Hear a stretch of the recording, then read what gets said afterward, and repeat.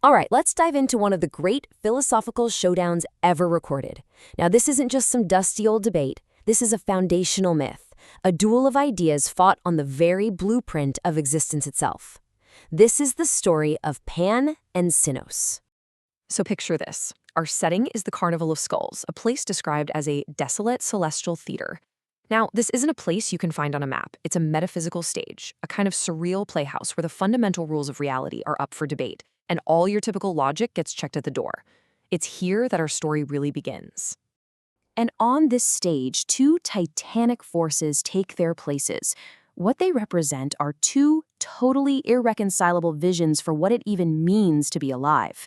And their clash, well, it's going to determine whether life is just a meaningless tragedy or a chaotic, beautiful dance. On one side, we have Cynos the Pale Cynic. Think of him as the sentinel of the void, the champion of stillness and nothingness. And opposing him is Pan, the raw, chaotic, creative life force. He's the very embodiment of the Dionysian spirit. This isn't just pessimism versus optimism, It's stillness versus motion. It's the void versus the flame. Okay, so let's first get into the argument from Cynos. His philosophy is cold, it's sharp, and it's brutally simple. He's here to make the case for the ultimate victory of the void. I mean, the sheer bluntness of that statement is kind of striking, right? For Cynos, our existence isn't some gift or a grand mystery, it's just a cosmic mistake. A brief, pointless little flicker in an eternity of darkness and error that, will eventually be corrected by silence.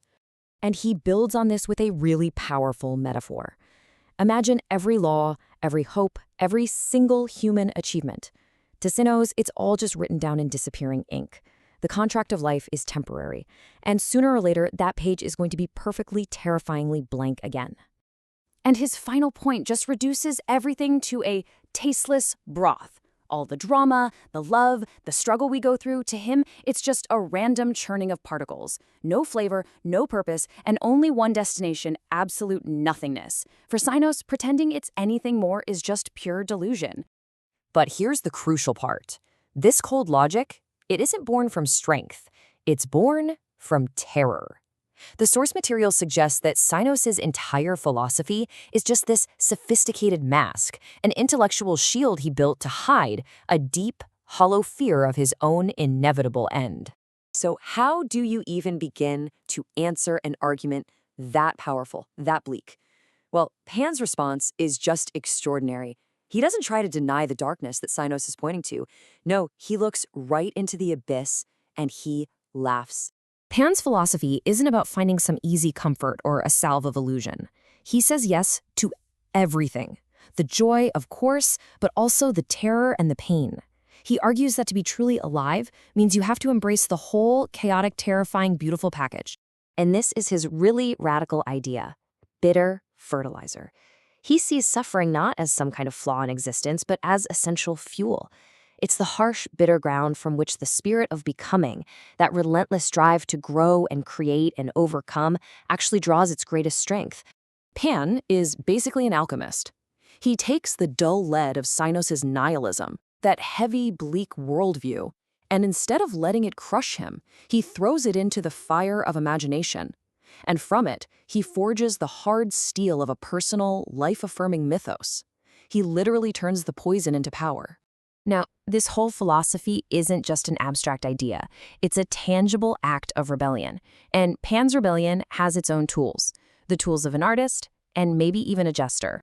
The source gives us this beautiful little story, the Parable of the Basement Scribes.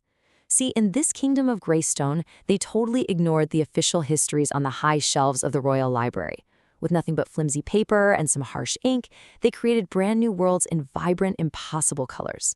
They're the proof that true culture, true meaning, doesn't come from some authority. It grows from the seeds of wonder in the most humble places. And this is what those scribes were using: living ink. It's the perfect opposite of Cynos' disappearing ink. It's the creative power to just defy the void by writing your own reality, painting a world so vibrant and so impossible that the cold logic of meaninglessness just can't touch it. And Pan's other weapon? Laughter. Specifically, a jagged blade of laughter. It's this kind of mockery that doesn't even bother debating with rigid logic. It just shatters it. It cuts right through the gilded cages of cynicism by showing how absurd they are, turning a grim debate into a humiliating spectacle for the nihilist. So, at its heart, this entire duel is really a rebellion.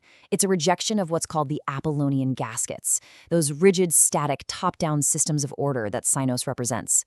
Pan champions the unbinding, chaotic, creative power of the absurd as the only true form of freedom. Which brings us to the climax of this whole cosmic drama. The arguments have been made, the void has been confronted by the flame. So what's the final verdict here in the Carnival of Skulls? Does the theater just fall into that cold stillness Cynos predicted? Or does Pan's chaotic energy actually win the day? Well, here's the thing. Neither combatant wins. An idea wins. The theater doesn't fall silent. Instead, it vibrates with the echo of Pan's mocking laugh, a spirit that sees the darkness, acknowledges it, but fundamentally refuses to give it the final word. It refuses to take the void seriously. So the ultimate lesson is this. Life doesn't need some external justification. It justifies itself, moment by moment, through its own restless, creative, and chaotic energy. The motion is the meaning. And so the source material leaves us with this final, piercing question. It acknowledges that, hey, we all live among the ruins of old certainties.